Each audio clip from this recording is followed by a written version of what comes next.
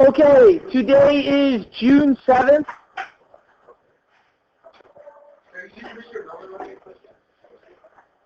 Shows you paid attention in my test. June 7th, 2011. Chapter 1 test. We're doing questions 8 to 10 and the bonus. Okay? So question 8 says, Mr. Mill needs to make 10 liters of a 42% sulfuric acid solution for a lab he's doing with his students. In the supply room, he finds bottles of 30% sulfuric acid solution and 60% sulfuric acid solution. What volume of each solution should he mix in order to make the 42% acid solution? Okay, in order to solve all of these, we're on linear equations still. We need to make two different equations. So, first off, is we're going to talk about our two different bottles. We have a bottle of 30% sulfuric acid, and we have a bottle of 60% sulfuric acid, okay? We're going to call the 30% our X, so we need X amount of that solution, and we're going to need Y amount of the second solution. Those will be our two variables. Now, we also know that if I add the first solution plus, if we add the first solution plus the second solution, it will equal how many liters? 10. That's right. The first solution plus the second solution equals our total 10 liters. That's our first equation. Our second equation is that of the first solution, we have 30% acid. 30% as a decimal. Anyone know how to turn that into a decimal? We divide by 100, 0.3. So what I have is 0.3x plus 0.6y is equal to our 10 liters times 0.42. We're trying to figure out specifically how much sulfuric acid is going to be in there. So, we have two equations, and what I'm going to do is I'm just going to simplify the second equation. I'm also going to move these around a little so we have, whoa, that's not what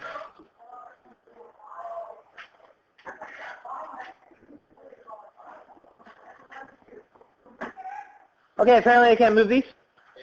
I'm going to just keep going here. That's going to take too long. Yeah, that's going to take too long. We have equation 1. Equation 2, I'm going to just simplify a little.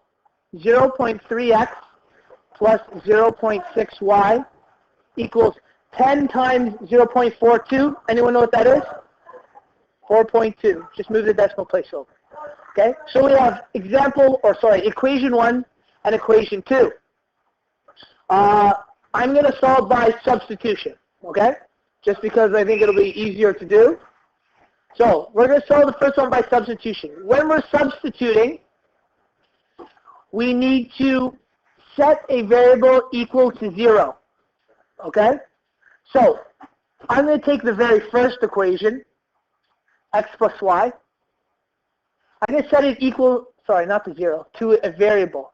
I'm going to set it equal to x. So x equals, when I move the y over, it becomes negative y. So we know x is equal to 10, subtract y. Now I'm going to take that new equation and plug it into the x in the second equation. Now clearly I'm running out of room, so what I'm going to do is I'm just going to, there we go, add this. I'm going to rewrite what we had just so we have some room here, okay? So remember we had x plus y was equal 10, 0.3x plus 0.6y was equal to 4.2. And I've already set this equation equal to x. X is equal to 10, subtract y. So I'm now going to take, like I said, this part of the equation and plug it in for our x. So equation 2, we have 0.3 multiplied by 10, subtract y, plus 0.6y equals 4.2.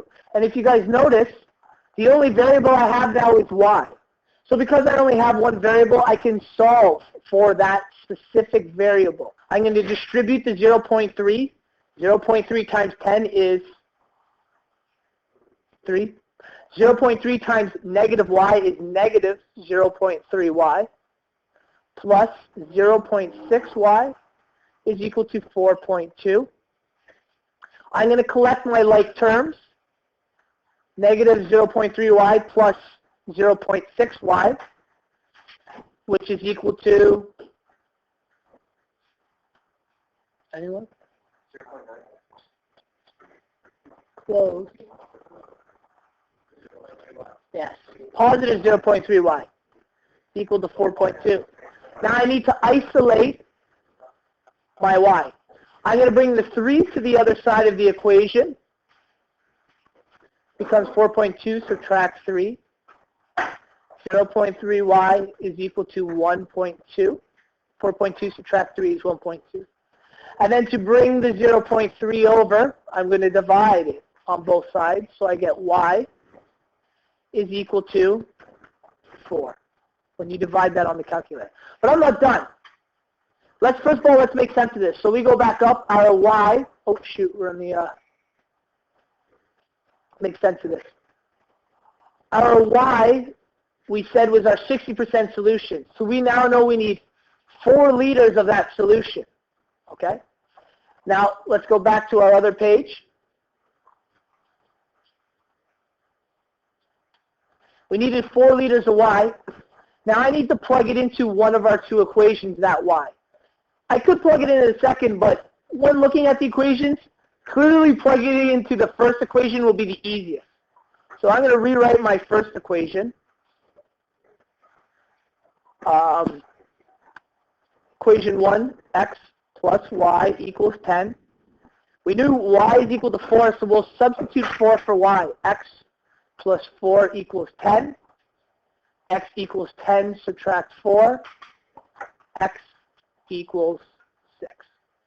So our answers are y is 4 and x is 6. So let's go to our other page, make sure we know what that means. So what they're telling us is that we need 4 liters of the 60% solution, and I need 6 liters of the 30% solution in order to create this 42% solution and have 10 liters of it. Okay, second question today is question 9. Josh rows 10K. That is impressive. Josh rows 10K downstream with the current in 2 hours. So let's make a little note. He goes 10 kilometers, and we're going to say this is downstream this way. Takes him 2 hours, and the current is with him, so plus the current. These are just little notes. Okay, so here's one note, second note, third note. C-U-R-E-N-T, isn't that right? Yeah. No, it's you. On the return trip, it takes him 4 hours. So we have our 4 hours of information. He rows 8K, goes 8 kilometers the other way, and he's against the current. So the current is fighting him, let's say. So minus the current. We need to find the speed of the rowboat in still water and the speed of the current. So what they're actually asking for is the average speed of the boat, average speed, and the speed of the current. Now, if you remember, this was one of our harder questions to set up. First of all, we are going to think of a little equation like this. Our distance, so how far we travel, and that's referring to the first two, distances are 10K and our 8K, is equal to what? Distance is equal to the speed we travel at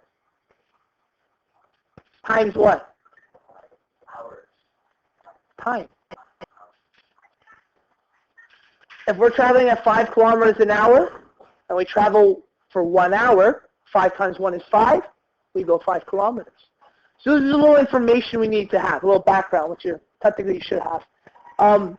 So what we're going to do now is we're going to try to substitute our information in for this. Our distance in our first equation is 10K, okay?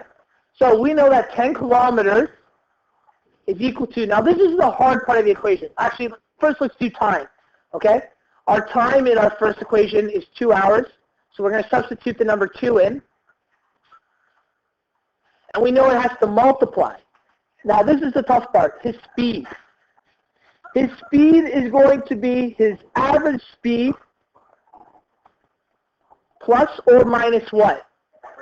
The current. Okay? We assume he rows just as hard both ways, so we're trying to find his average speed, but we know that the water is helping him and hindering him. So his speed is actually, we'll use A for average speed for now, and on the way there, the current is helping him. So his average speed plus the current. So it is 2 times A plus C. Okay? In our second one, same idea. Our distance is 8. Our time is 4 hours. The only difference is, again, he has average speed, but the current is slowing him down. So he's going to be going slower than his average speed. So it is minus the current. So we have our 2 equations. I'm going to simplify them a little. Okay? So we're going to distribute the 2. So question 1 will say, equation 1, 10 is equal to 2. You know what we'll do on the side? We'll call average speed X and current Y. So our average speed, I'm going to substitute X in. So we have 2X. And then 2 times, we're substituting Y in for C, so plus 2Y. Okay. So I replaced A and C with X and Y, distributed the 2. I'm going to do the exact same thing with the second equation. Equation 2, 8 is equal to, remember A is going to be our X, so when I distribute it, it becomes 4X. And when I distribute it to the C, which is now Y, it becomes negative 4Y. So we have our 2 equations. Now I've decided I want to graph these to solve. Remember, you guys can use substitution, elimination, or graphing. I want to graph these to solve, so I need to set them equal to y equals mx plus b. Or in other words, set them equal to y. My first equation, I'm going to set equal to y. 10 is equal to 2x plus 2y. I'm going to bring the 2x to the other side. This is my equation 1. 10 subtract 2x is equal to 2y. And finally, I need to get the y by itself, so I have to divide all terms by 2. So I get y is equal to 10 divided by 2 is 5. 2 divided by 2 is 1, or just x. So our graphing, for our graphing, y is equal to y is equal to 5 subtract x. 5 is our y-intercept, and our slope is negative 1. I'm going to do the same thing with equation 2. Set it equal to y equals mx plus b. Equation 2, we have 8 is equal to 4x minus 4y. I need to set it equal to y, so I bring the 4x to the other side, it becomes negative. And then I need to divide by negative 4, every term in the equation. When I do that, I get y is equal to negative 2 plus x. Again, our y-intercept is negative 2, and our slope is 1. So let's get a graph here.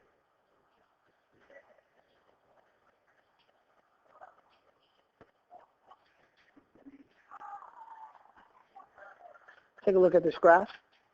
We're going to label it. Oh, I'm in Magic Pen. That's okay.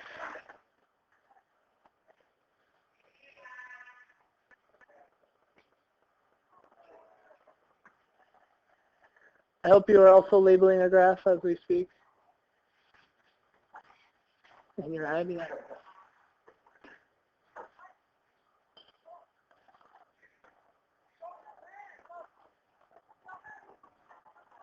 Didn't I have one saved that had all the numbers? What did I do with that? I don't know. Okay, anyways, so we have our two equations. This is our equation 2. We're going to do equation 1 in red. So our y-intercept is positive 5, and our slope is negative 1. So we go down 1 to the right 1. Down 1 to the right 1. Down 1 to the right 1. And we're going to continue that line. Okay? It's probably about that. So that's our first one. And our second one we will do in blue. Our y-intercept is negative 2, and our slope is positive 1. So up 1 to the right 1, up 1 to the right 1, up 1 to the right 1, up 1 to the right 1. Now, that's supposed to be about there. I've drawn it a little off. They should cross in between. Now, it's because I wasn't 100% accurate. But, no, it's not 4 and 2. It's technically in between. So, we have 3.5 is one of them. And the other one is, this is where they are, 3.5 and 1.5. So, x is 3.5, y is 1.5. Let's go back up. Our x is 3.5, so his average speed was 3.5 kilometers an hour, and the current speed was 1.5 kilometers an hour. Okay, and finally, question 10. Okay, question 10. A small plane has traveled 1,515 kilometers in 9.5 hours. During the first part of the trip, the plane traveled an average speed of 150. During the rest of the trip, the plane traveled an average speed of 180. How long did the plane travel at each speed? Okay? So, total trip. 1515 kilometers over 9.5 hours. Okay? First part of the trip, he travels 150 kilometers an hour. Second part of the trip, travels 180. He must have been running late. 180 kilometers an hour. They would like us. Now, this question technically doesn't say, says how long did the plane travel at each speed. If you read the beginning part of this, it says just to create two equations, and it says do not solve. But I'm going to solve using elimination just because I want to show you guys how to do elimination one more time.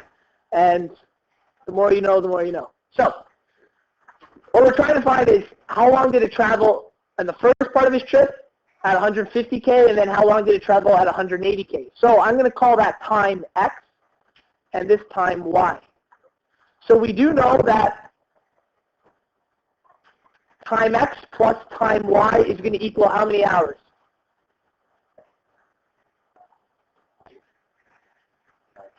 $9.5. The total trip was 9.5 hours. He traveled a certain amount of time at X. Maybe it was 4 hours, and maybe he traveled 4.5 hours at Y. We don't know that. Second part, or second equation, let's say, is we know that the speed he traveled at. He was going 150K for a certain amount of time, plus 180K for a certain amount of time. How far did he travel? 115 kilometers. Okay? So, we have our two equations. Technically, we're done, but I'm going to solve by elimination, which is technically a tough question to solve by elimination.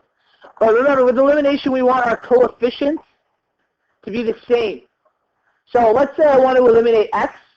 I need my coefficient, which is 1 right now, to be turned into 150, so that it has the same coefficient as the other one. So I'm going to multiply the first equation by 150 to get the coefficients the same. So equation 1 down here in red will say 150 X plus 150 Y is equal to 9.5 times 150. Oh, great. 1425. Thank you. Now, when we solve by elimination, I'm trying to get rid of my X. And because they're both positive, I need to subtract the equations. 150X subtract 150X, 0X. 180 subtract 150 is 30Y. And 1,515 subtract 400 is 1090. 1090. Oh, shoot, yeah, you're right. It's just 90. 90. I need to isolate y, so I divide both by 30. Y equals 12. So we go back up. Second part of his trip. Whoa, not kilometers. How long did he travel, guys? On the second part of the trip, he traveled 3 hours. Now, I can technically substitute really quickly to solve this, right? I substitute 3 in for the y. We discovered x is 6.5.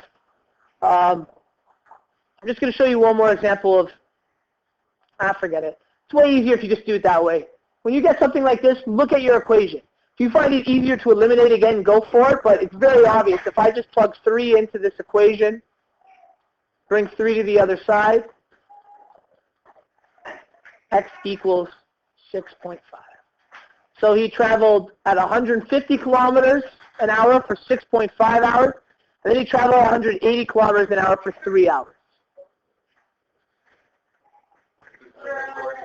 Bonus! The following system of equations has an infinite number of solutions. Find the value of A and B. If you remember, we did a question very similar to this earlier. We were talking about one line of intersection, no lines of intersection. So, if this has one line of intersection, what's special about the slope? Anyone remember? They're just different. They have one point of intersection, we just have different slopes. It doesn't matter how different, they're just different. If we have 0 points of intersection, they're parallel, what's special about the slopes? Dead same. And what if we have an infinite number of solutions? What does that mean about the equations? They're the exact same line. Remember I showed you this? First line, and then, oh shoot. Second line is right on top. Look how many times that crosses. Infinite number. 1, 2, 3, 4, all of those, it's always touching it. So it has an infinite number of solutions. In other words, it's the exact same equation. So this is actually a very easy bonus question. You look up, A is equal to? Yes? Oh my. And, well, did I even ask for Y? Oh, B. And B is equal to? Oh, you know what? Sorry. This isn't technically easiest. Because there is a little difference here. If you guys notice, in our first question, there's no value for the Y. So we're going to have to rearrange these a little. Let's, oh, that's annoying. Yeah, this is annoying. Bonus question. This is a bit annoying. I could have made this much easier. Okay, I should set them both equal to Y. Then I can solve for A and B simply. So, in the first equation, we're going to set it equal to Y. We had AX plus Y negative B equals 0. Y equals negative A at X minus, plus 6. Okay? And, oh, that's a B? Oh, shoot, that's a B. And equation 2 was 5x plus 6y minus 10 equals 0. I got to set that equal to y too, so they're both set equal to the same thing, so I can find A and B. I move the 5x and the 10 to the other side. Negative 5x plus 10. I need to divide by 6, okay?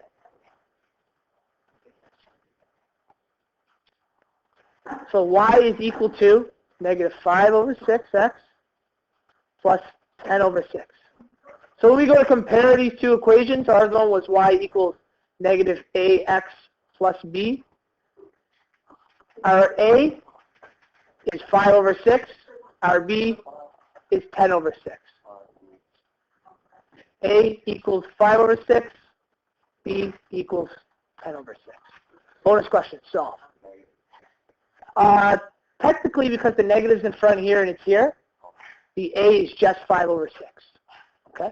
If you put the negative, it probably would have been nice. Okay, and that is the entire first test. You guys are geniuses. You already got perfect on it. Way to go.